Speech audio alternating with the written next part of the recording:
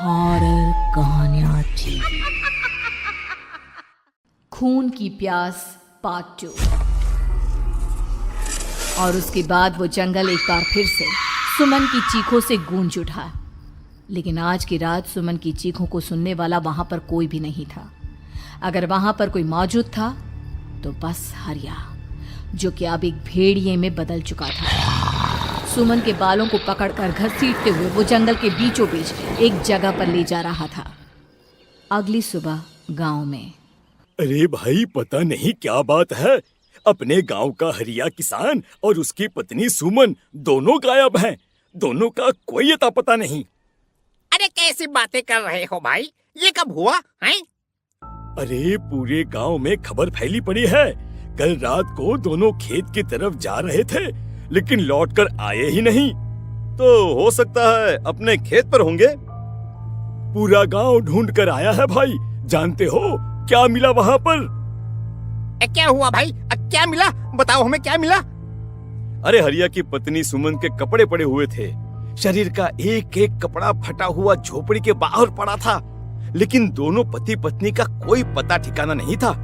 अरे भाई, लेकिन उसका जो दोस्त है ना रामू किसान, उससे पता करके आते हैं ना। अब तक तो दोनों साथ ही खेत पर जाया करते थे। हाँ, हमें उसके घर जाना चाहिए भाई। चलो वहाँ चलते हैं, चलो। वो सारे लोग रामू के घर पर पहुंचते हैं। रामू अपने घर के बाहर बैठकर हुक्का पी रहा था। आज सारे के सारे लोग टोली बनाकर मेरे घर क्यों आ रहे हैं? क्या कोई मर गया क्या भाई? अरे कैसी बातें कर रहे हो? तुम्हारा सबसे अच्छा दोस्त हरिया और उसकी पत्नी गायब है और तुम यहाँ बैठकर हुक्का पिए जा रहे हो हैं? रामू ने अजीब सी नजरों से उन सब गांव वालों की तरफ देखा, जिसकी वजह से वो लोग एक बार के लिए डर गए। गायब है?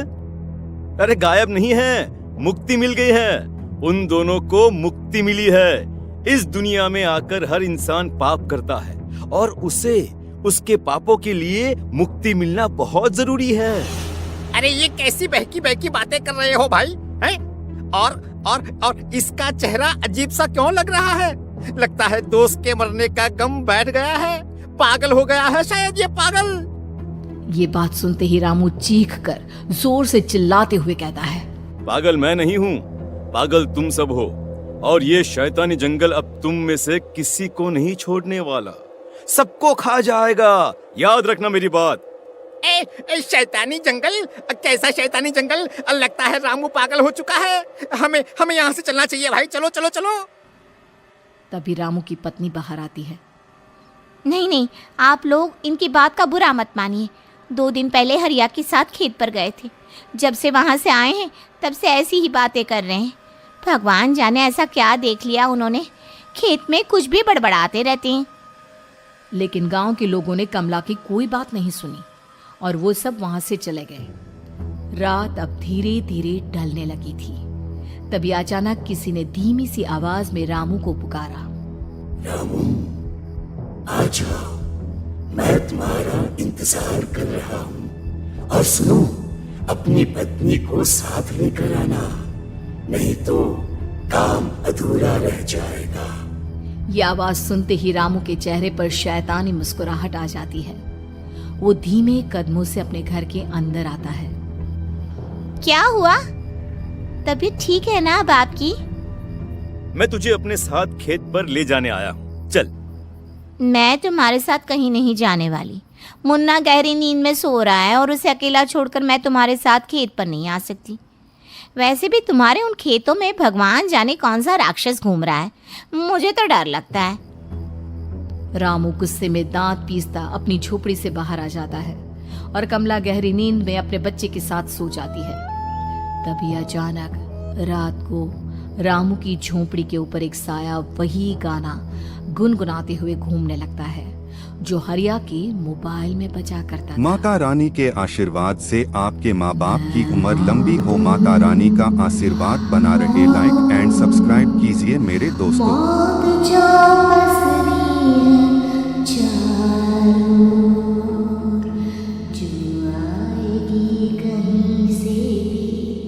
निकल जाएगी सबको, मैं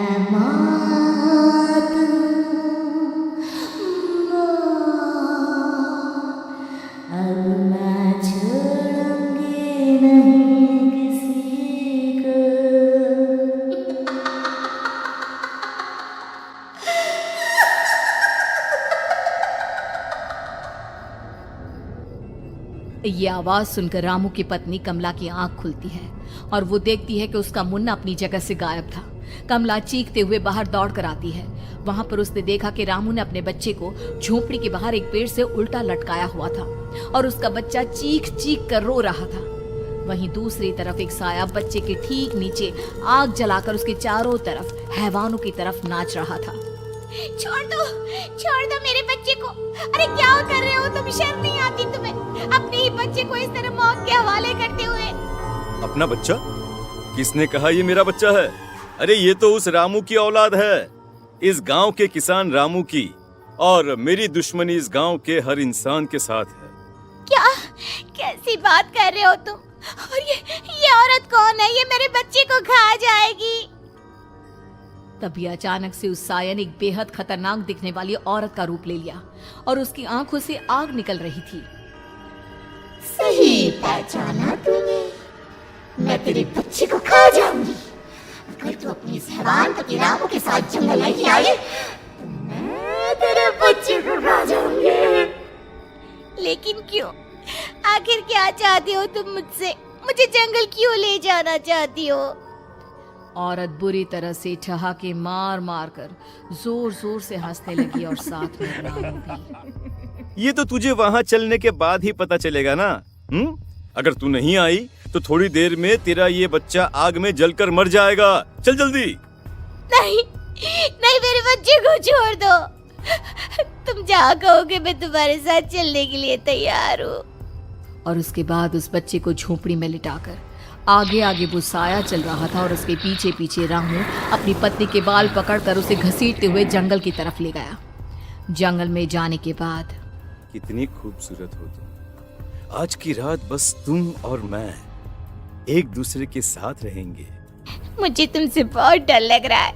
तुम्हें क्या हो गया है? तुम तो बिल्कुल ठीक थे। वो होगा जो हमारे बीच होना चाहिए। तो आओ अपने आप को मेरे हवाले कर दो। कमला ने डर की वजह से अपनी दोनों आंखें कसकर बंद कर ली थी। रामू ने बुरी तरह से चीख कर कमला से कहा, आंखें खोलो अपनी और मेरी तरफ देखो। कमला ने जैसे ही अपनी आंखें खोली उसने देखा कि रामू एक खतरनाक खूनी हैवान में बदल चुका था। कौन हो तुम? जाने दो मुझे। क्या चाहते हो मुझसे? वही जो एक आदमी एक औरत से चाहता है। मैं तुम्हारा पति रामू नहीं, बल्कि इस जंगल का एक भेड़िया हूँ, और आज की रात तुम्हारे खून से अपनी प्यास बुझा जाऊं। और उसके बाद वो जंगल कमला की दर्दनाक चीखों से गूंज उठा। अगली सुबह कमला के कपड़े भी जंगल में उसी तरह पाए गए जैसे कि सुमन के पाए गए थे। इस घटना के बाद पूरे गांव में दहशत का माहौल था। अपने माँ बाप की मौत और गांव में हो रहे इस तरह की घटनाओं की खबर सुनकर किशन शहर से गांव लौट आया था। अपने माँ बाप की बेदर्द मौत की वजह से वो बहुत परेशान था। तभी अचानक उसे अपने घर में खाट के नीचे पड़ा हुआ वो मोबाइल फोन मिला जो उसने अपने पापा हरिया को गिफ्ट किया था। अरे कितने प्यार से पापा के लिए मोबाइल फोन लेकर आया था। इसे एक दिन भी काम में नहीं ले पाए। और आखिर कौन है जो गांव में इस तरह की हत्याएं कर रहा है? क्या है इन सब के पीछे? क्या है? मुझे पता करना ही होगा, वरना एक दिन पूरा का पूरा गांव खाली हो जाएगा। इस गांव में एक भी जिंदा इंसान नहीं बचेगा। गांव के लोगों की मदद करने के इरादे से किशन अपने गांव से दूर एक दूसरे गांव में बहुत बड़े तांत्रिक के पास मिलने के लिए गया। तांत्रिक बाबा, अब आप ही कुछ उपाय बता सकते हैं। भगवान जाने हमारे गांव को किसकी नजर लग गई है। नजर नहीं लगी है, किसी ने तुम्हारे गांव को बद्दुआ दी है। किसी सताई हुई आत्मा का प्रकोप है और अब वो पूरे गांव में किसी को नहीं छोड़ेगी जब तक उसकी आत्मा को शांति नहीं मिल जाती। अरे लेकिन ऐसा कौन है बाबा? किसकी आत्मा है और कैसे मिलेगी उसे शांति?